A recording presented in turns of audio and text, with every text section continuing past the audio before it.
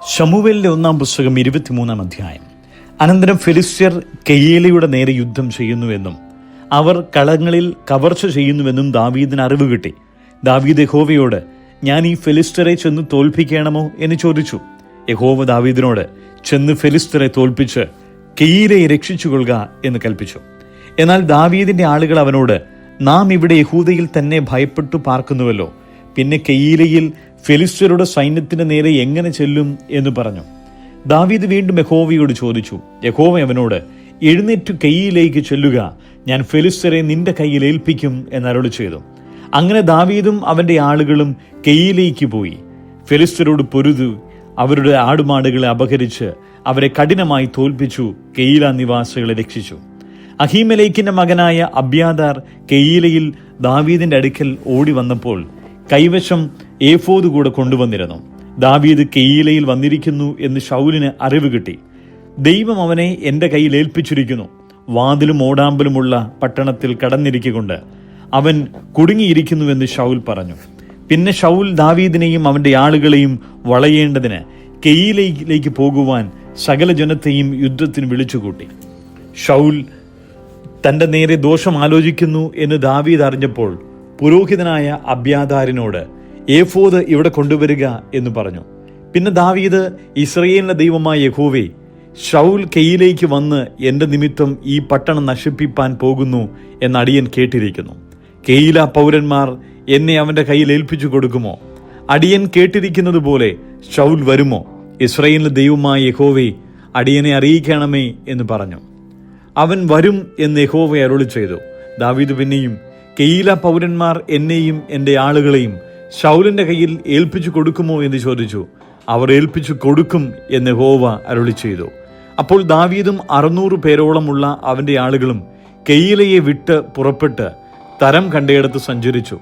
ദാവീദ് കെയീല വിട്ട് ഓടിപ്പോയി എന്ന് ശൗൽ അറിഞ്ഞപ്പോൾ അവൻ യാത്ര നിർത്തിവെച്ചു. ദാവീദ് മരുഭൂമിയിലെ ദുർഗങ്ങളിൽ താമസിച്ചു. സീഫ് മരുഭൂമിയിലെ മലനാട്ടിൽ പാർത്തു. ഇക്കാലത്തൊക്കെയും ശൗൽ അവനെ തിരഞ്ഞുകൊണ്ടിരുന്നു. എങ്കിലും ദൈവം അവനെ അവന്റെ കയ്യിൽ ഏൽപ്പിച്ചില്ല. തന്റെ ജീവനെ തേടി ശൗൽ പുറപ്പെട്ടിരിക്കുന്നുവെന്ന് ദാവീദ് കണ്ടു. അന്ന് ദാവീദ് സീഫ് മരുഭൂമിയിലെ ഒരു കാട്ടിൽ ആയിരുന്നു. അനന്തരം ശൗലിന്റെ മകനായ യോനാഥാൻ പുറപ്പെട്ട ആ കാട്ടിൽ ദാവീദിന്റെ അടുക്കൽ ചെന്ന് അവനെ ദൈവത്തിൽ ധൈര്യപ്പെടുത്തി അവനോട്, ഭയപ്പെടേണ്ട, എന്റെ അപ്പനായി ശൗലിന് നിന്നെ പിടികിട്ടുകയില്ല. നീ ഇസ്രായേലിന് രാജാവാകും. അന്ന് ഞാൻ നിനക്ക് രണ്ടാമനുമായിരിക്കും. അതെന്റെ അപ്പനായ ശൗലും അറിയുന്നു എന്ന് പറഞ്ഞു. ഇങ്ങനെ അവർ തമ്മിൽ യഹോവയുടെ സന്നിധിയിൽ ഉടമ്പടി ചെയ്തു. ദാവീദ് കാട്ടിൽ താമസിക്കുകയും യോനാഥാൻ വീട്ടിലേക്ക് പോകുകയും ചെയ്തു.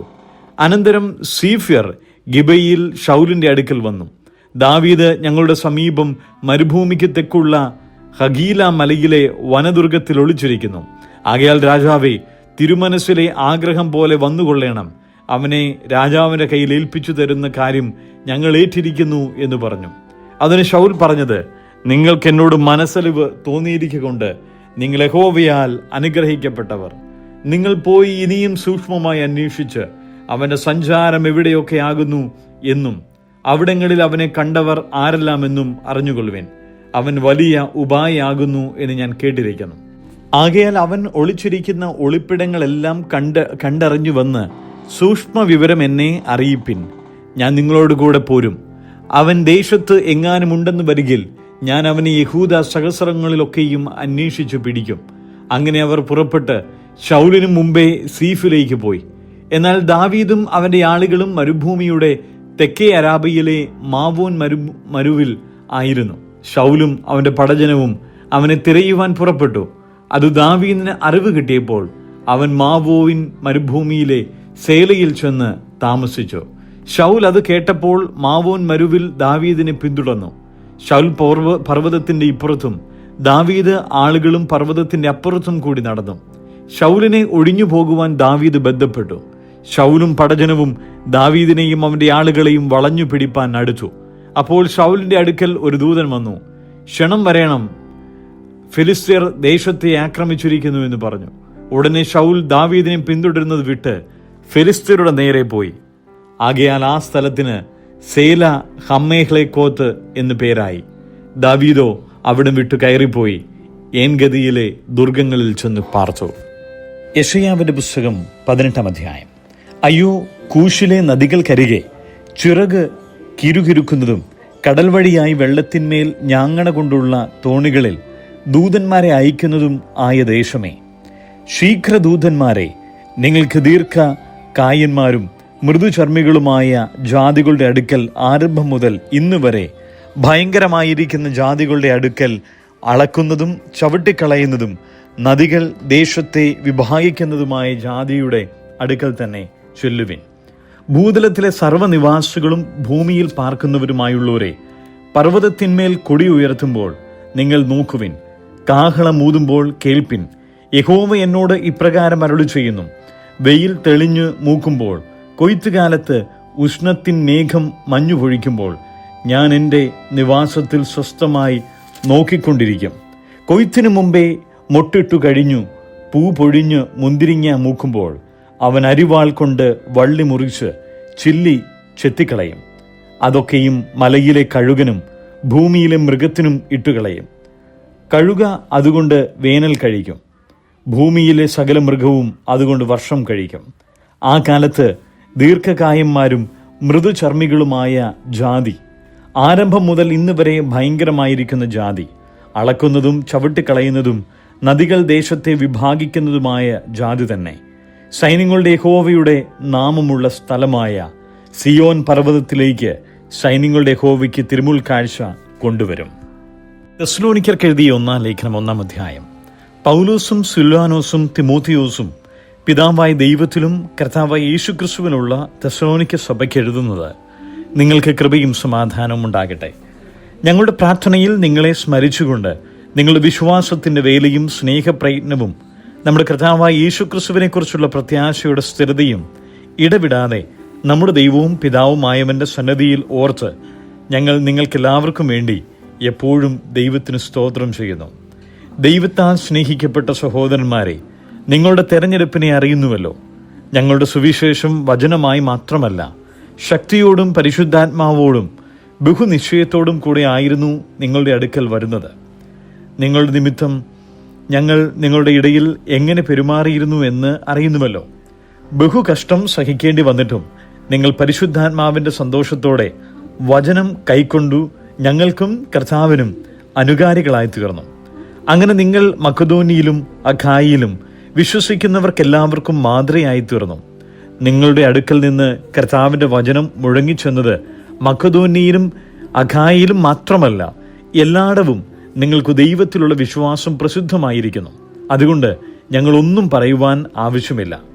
ഞങ്ങൾക്ക് നിങ്ങളുടെ അടുക്കൽ എങ്ങനെയുള്ള പ്രവേശനം സാധിച്ചു എന്ന് ജീവനുള്ള സത്യദൈവത്തെ സേവിപ്പാനും അവൻ മരിച്ചവരുടെ ഇടയിൽ നിന്ന് ഉയർപ്പിച്ച തൻ്റെ പുത്രനും വരുവാനുള്ള കോപത്തിൽ നിന്ന് നമ്മെ വിടുവിക്കുന്നവനുമായ യേശു സ്വർഗത്തിൽ നിന്ന് വരുന്നത് കാത്തിരിപ്പാനും നിങ്ങൾ വിഗ്രഹങ്ങളെ വിട്ട് ദൈവത്തിങ്കിലേക്ക് എങ്ങനെ തിരിഞ്ഞു വന്നു എന്നും അവർ തന്നെ പറയുന്നു. തെസ്സലോനിക്കർക്ക് എഴുതിയ 1-ാം ലേഖനം 2-ാം അധ്യായം. സഹോദരന്മാരെ, ഞങ്ങൾ നിങ്ങളുടെ അടുക്കൽ വന്നത് വ്യർത്ഥമായില്ല എന്ന് നിങ്ങൾ തന്നെ അറിയുന്നുവല്ലോ. നിങ്ങൾ അറിയും പോലെ ഞങ്ങൾ ഫിലിപ്പിയിൽ വെച്ച് കഷ്ടവും അപമാനവും അനുഭവിച്ചിട്ടും വലിയ പോരാട്ടത്തോടെ ദൈവത്തിൻ്റെ സുവിശേഷം നിങ്ങളോട് പ്രസംഗിപ്പാൻ ഞങ്ങളുടെ ദൈവത്തിൽ ധൈര്യപ്പെട്ടിരുന്നു. ഞങ്ങളുടെ പ്രബോധനം അബദ്ധത്തിൽ നിന്നോ അശുദ്ധിയിൽ നിന്നോ വ്യാജത്തോടെയോ വരുന്നതല്ല. ഞങ്ങളെ സുവിശേഷം ഭരമേൽപ്പിക്കേണ്ടതിന് ഞങ്ങൾ ദൈവത്തിന് കൊള്ളാകുന്നവരായി തെളിഞ്ഞതുപോലെ ഞങ്ങൾ മനുഷ്യരെയല്ല, ഞങ്ങളുടെ ഹൃദയം ശോധന ചെയ്യുന്ന ദൈവത്തെ എത്ര പ്രസാദിപ്പിച്ചുകൊണ്ട് സംസാരിക്കുന്നത്. നിങ്ങൾ അറിയും പോലെ ഞങ്ങൾ ഒരിക്കലും മുഖസ്തുതിയോ ദ്രവ്യാഗ്രഹത്തിൻ്റെ ഉപായമോ പ്രയോഗിച്ചിട്ടില്ല. ദൈവം സാക്ഷി. ക്രിസ്തുവിൻ്റെ അപ്പോസ്തലന്മാർ എന്ന അവസ്ഥയ്ക്ക് ഘനത്തോടെ ഇരുപ്പാൻ കഴിവുണ്ടായിട്ടും ഞങ്ങൾ മനുഷ്യരോട്, നിങ്ങളോടാകട്ടെ മറ്റുള്ളവരോടാകട്ടെ, മാനം അന്വേഷിച്ചില്ല. ഒരു അമ്മ തൻ്റെ കുഞ്ഞുങ്ങളെ പോറ്റും പോലെ ഞങ്ങൾ നിങ്ങളുടെ ഇടയിൽ ആർദ്രതയുള്ളവരായിരുന്നു. ഇങ്ങനെ ഞങ്ങൾ നിങ്ങളെ ഓമനിച്ചുകൊണ്ട് നിങ്ങളുടെ ദൈവത്തിൻ്റെ സുവിശേഷം പ്രസംഗിപ്പാൻ മാത്രമല്ല, നിങ്ങൾ ഞങ്ങൾക്ക് പ്രിയരാകിയാൽ ഞങ്ങളുടെ പ്രാണനും കൂടെ വെച്ചു തരുവാൻ ഒരുക്കമായിരുന്നു. സഹോദരന്മാരെ, ഞങ്ങളുടെ അധ്വാനവും പ്രയാസവും നിങ്ങൾ ഓർക്കുന്നുവല്ലോ. നിങ്ങളിൽ ആർക്കും ഭാരമായി തീരരുത് എന്ന് വെച്ച് ഞങ്ങൾ രാവും പകലും വേല ചെയ്തുകൊണ്ട് നിങ്ങളുടെ ദൈവത്തിൻ്റെ സുവിശേഷം പ്രസംഗിച്ചു. വിശ്വസിക്കുന്ന നിങ്ങളുടെ ഇടയിൽ ഞങ്ങൾ എത്ര പവിത്രമായും നീതിയായും അനന്യമായും നടന്നു എന്നതിന് നിങ്ങളും ദൈവവും സാക്ഷി. തൻ്റെ രാജ്യത്തിനും മഹത്വത്തിനും നിങ്ങളെ വിളിക്കുന്ന ദൈവത്തിന് യോഗ്യമായി നടപ്പാൻ തക്കവണ്ണം ഞങ്ങൾ നിങ്ങളിൽ ഓരോരുത്തരെ അപ്പൻ മക്കളെ എന്ന പോലെ പ്രബോധിപ്പിച്ചും ഉത്സാഹിപ്പിച്ചും സാക്ഷ്യം പറഞ്ഞും പോന്നു എന്ന് നിങ്ങൾക്ക് അറിയാമല്ലോ. ഞങ്ങൾ പ്രസംഗിച്ച ദൈവവചനം നിങ്ങൾ കേട്ടു. മനുഷ്യന്റെ വചനമായിട്ടല്ല, സാക്ഷാൽ ആകുന്നതുപോലെ ദൈവവചനമായിട്ട് തന്നെ കൈക്കൊണ്ടതിനാൽ ഞങ്ങൾ ദൈവത്തെ ഇടവിടാതെ സ്തുതിക്കുന്നു. വിശ്വസിക്കുന്ന നിങ്ങളിൽ അത് വ്യാപരിച്ചു കൊണ്ടിരിക്കുന്നു. സഹോദരന്മാരെ, യഹൂദിയിൽ ക്രിസ്തുവേശുവിലുള്ള ദൈവസഭകൾക്ക് നിങ്ങൾ അനുകാരികളായി തീർന്നു. അവർ യഹൂദരാൽ അനുഭവിച്ചു തന്നെ നിങ്ങളും സ്വജാതിക്കാരാൽ അനുഭവിച്ചുവല്ലോ. യഹൂദർ കർത്താവായ യേശുവിനെയും സ്വന്തം പ്രവാചകന്മാരെയും കൊന്നവരും ഞങ്ങളെ ഓടിച്ചു കളഞ്ഞവരും ദൈവത്തെ പ്രസാദിപ്പിക്കാത്തവരും സകല മനുഷ്യർക്കും വിരോധികളും ജാതികൾ രക്ഷിക്കപ്പെടാതിരിക്കേണ്ടതിന് ഞങ്ങൾ അവരോട് പ്രസംഗിക്കുന്നത് വിലക്കുന്നവരും ആകുന്നു. അങ്ങനെ അവർ തങ്ങളുടെ പാപങ്ങളെ എപ്പോഴും പൂരിപ്പിക്കുന്നു. എന്നാൽ ദൈവക്രോധം അവരുടെ മേൽ മുഴുത്തു വന്നിരിക്കുന്നു. സഹോദരന്മാരെ, ഞങ്ങൾ അല്പനേരത്തേക്ക് ഹൃദയം കൊണ്ടല്ല, മുഖം കൊണ്ട് നിങ്ങളെ വിട പിരിഞ്ഞിട്ട് ബഹുകാംക്ഷയോടെ നിങ്ങളുടെ മുഖം കാണുവാൻ ഏറ്റവും അധികം ശ്രമിച്ചു. അതുകൊണ്ട് നിങ്ങളുടെ അടുക്കൽ വരുവാൻ ഞങ്ങൾ, വിശേഷാൽ പൗലോസോയെ ഞാൻ 1-2 പ്രാവശ്യം വിചാരിച്ചു. എന്നാൽ സാത്താൻ ഞങ്ങളെ തടുത്തു. നമ്മുടെ കർത്താവായ യേശുവിന്റെ മുമ്പാകെ അവന്റെ പ്രത്യക്ഷതയിൽ ഞങ്ങളുടെ ആശയോ സന്തോഷമോ പ്രശംസാ കിരീടമോ ആറാകുന്നു. നിങ്ങളുമല്ലയോ? ഞങ്ങളുടെ മഹത്വവും സന്തോഷവും നിങ്ങൾ തന്നെ.